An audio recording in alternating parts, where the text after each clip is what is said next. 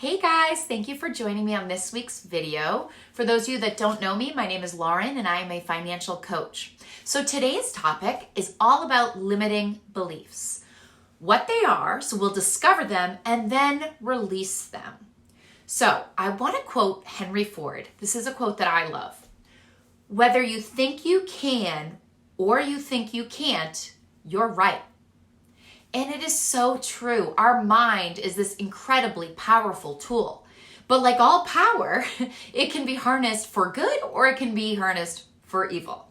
So let's make sure that our mind is focused on beliefs that benefit us instead of blocking us from reaching our wealth potential. So in order to leverage our mind's wealth building tools, we need to examine our money mindset. Money mindset is your specific and unique set of core beliefs about money. It impacts your attitude towards money, your use of money, and even your view of your own self-worth. I know what you're thinking. You know how money works. You know that you need to spend less, earn more, and invest more. But for some reason, most people know all these truths about money, yet still struggle to achieve their money goals. It's just like the reason that we go to Weight Watchers to remind ourselves what we should and shouldn't ingest into our body, or that we have a personal trainer at the gym, even though we probably know what exercises we should be doing. In order to finally make progress and ultimately achieve goals, you need to determine your current mindset and then improve it. So the same thing with money. We need to determine what our current money beliefs are, and that will be our starting point. After all, you would never ask somebody for directions without figuring out their starting point. For instance, if I said, tell me how to get to the local 99 restaurant, because I love it there, you wouldn't say, oh, sure, just go straight. You'd say, well, where are you? That is important, okay? Without knowing our starting point, the destination doesn't really matter. We need that starting address. And the same is true with our goals. We begin with awareness. We need to actually pinpoint our current location with our thoughts, our feelings, our beliefs, and our actions around money. And the reason we really need to dig deep and fix these limiting beliefs is because they can really cripple our potential.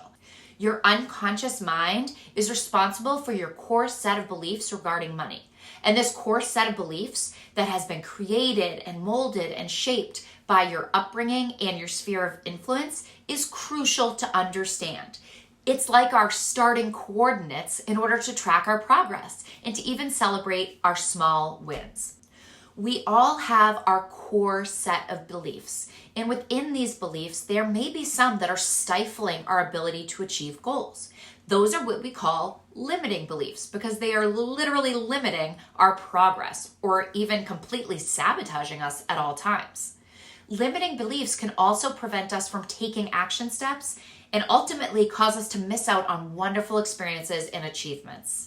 Conversely, empowering beliefs can drive us toward the life that we want to live. When our inner script contains limiting beliefs, we need to identify them and proactively change these beliefs so that they're not restricting our progress towards our goals.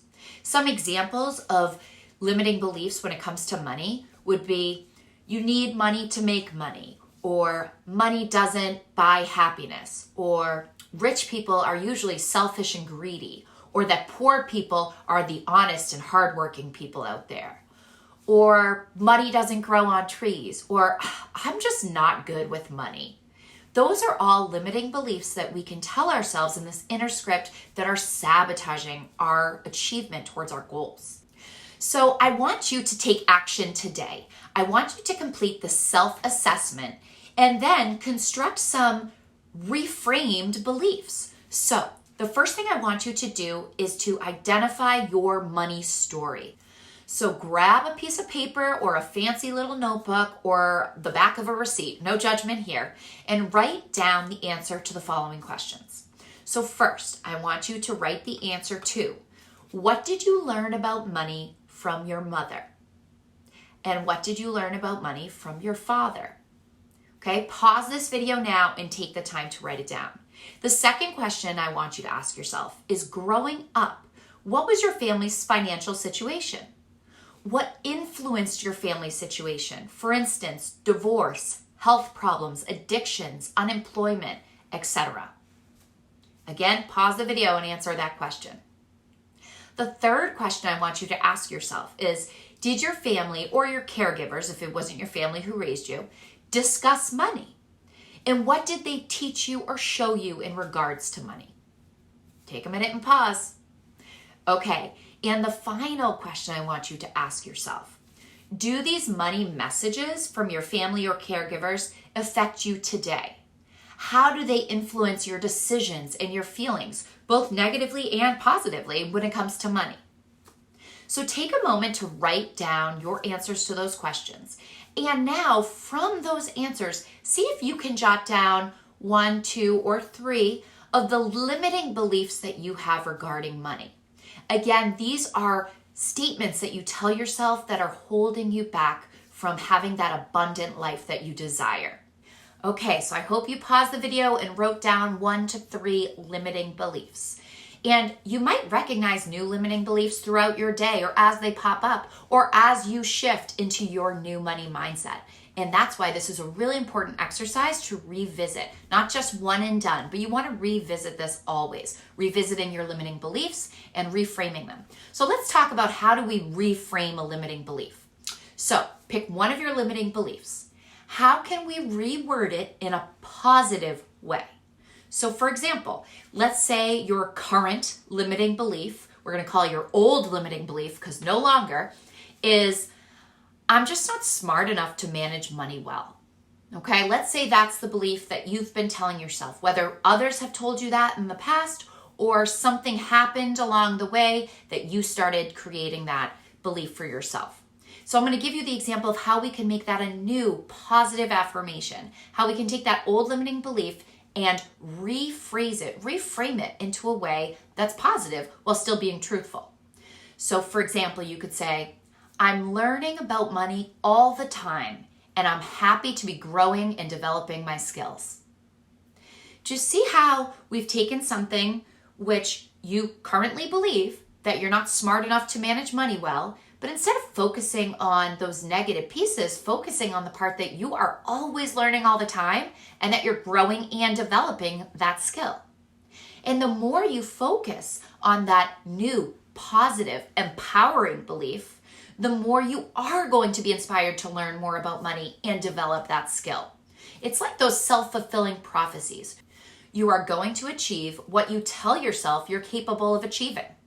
The next thing I want you to write on your handy dandy little notebook or on the back of that receipt, which is probably quickly running out of space, is you're going to pick 3 money mantras today. I'm going to give you examples so you don't have to come up with your own, no pressure, but I want you to pick 3 and I want you to focus on them. And by focus on them, I mean tell them to yourself throughout the day. I recommend starting off when you're new at this, morning, afternoon, and night. Post them somewhere where they're high visibility. So for instance, on your nightstand, on your refrigerator, on your mirror above your bureau. Wherever in your home gets a lot of foot traffic is where you should post these money mantras as a constant reminder to yourself. Some people even like to take them and make them all pretty on Canva and make them the background on their cell phone. That's a great way to do it. Or the background on your computer. And this is just ways for you to remind yourself of these money mantras, say them to yourself over and over and over until these beliefs are now part of your core belief system. Okay, so I'm going to read a list and you are going to pick 3. You can write them all down and then pick 3, or just write the 3 down that you want to focus on. I know that this video is filled with a lot of action steps today. I feel like I'm giving a lot of homework, but it's really the best way to change your limiting beliefs is to do these exercises. Learning all about limiting beliefs is great, but if you're not actually identifying them and reframing them and practicing them, then you're not really going to change what you believe at your core. And then you're still going to have those self-sabotaging inner talk moments. Okay, so mantra number 1 that you could choose. Time is limited, but money is not. Number 2, I am a money magnet. That's one of my personal favorites. Number 3, I will replace judgment with compassion. And that means self-judgment. You could throw in self if you want to. Number 4, the more money I make, the more people I can help. Number 5, I am worthy. Number 6, I am wealthy in more ways than one. Number 7, money flows freely to me.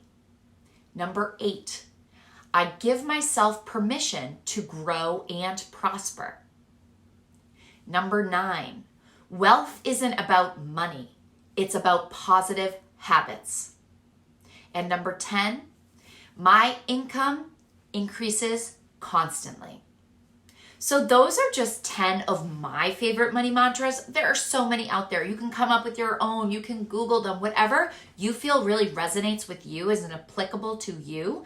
Pick 3. Just make sure they're not limiting beliefs. Make sure they're not beliefs about money that come from that scarcity mindset and instead that abundance mindset. Okay, so we have a lot of homework here to work on. First, you have asked yourself those questions to figure out your money story. Then you've written down your limiting beliefs as they currently are, and then rewritten them, reframed them in a way that is empowering and positive. And then lastly, you've picked at least 3 money mantras that you are going to focus on until you believe them. So, what have you uncovered about your unconscious mind? What more actions can you take to transform your money mindset? Because how important is your money story to you? At the end of the day, your money story dictates way more than just your bank account. So that is it for today's video. Thank you so much for joining me. I'll see you next week. And please make sure to click the subscribe button below so that you can get notified in your feed anytime I drop new content.